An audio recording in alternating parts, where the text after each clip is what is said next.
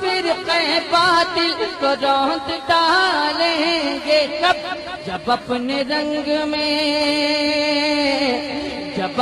رنگ میں آئیں گے ہم رضا والے۔ کمزور ماں باپ کی اولاد کمزور پیدا ہوگی، عیاش ماں باپ کی اولاد عیاش اولاد پیدا ہو جائے گی۔ آنے والے دنوں میں دنیا آوارہ لڑکوں سے بھر جائے گی کیونکہ ماں باپ کمزور ہوتے جائیں گے۔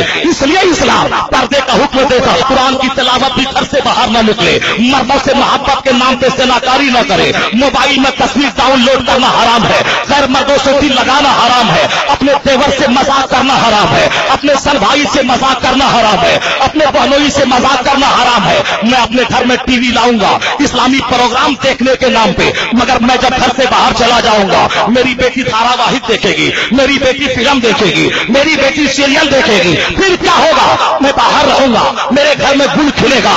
اس لیے اسلام اس آلائے لہو و لعب کے خلاف فتویٰ دیتا ہے وہ گھر میں نہ رہے۔ آج اساتذہ الشریعہ نائب غوث اعظم بن کر اس ٹی وی کلچر کی مخالفت کر رہے ہیں، اس لیے تاکہ فتنہ گھر سے باہر نکل جائے، تاکہ سنت ہے زندہ ہو اور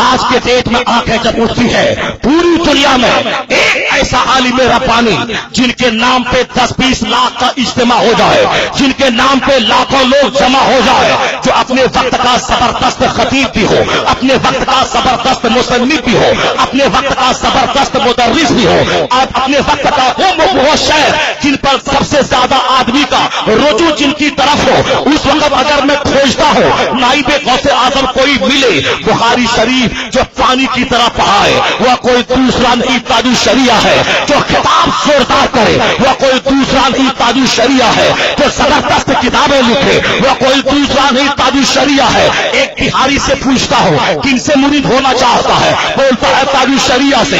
ایک مراٹھی سے پوچھتا ہوں کہاں مرید ہونے کا ارادہ ہے، بولتا ہے تاج الشریعہ سے۔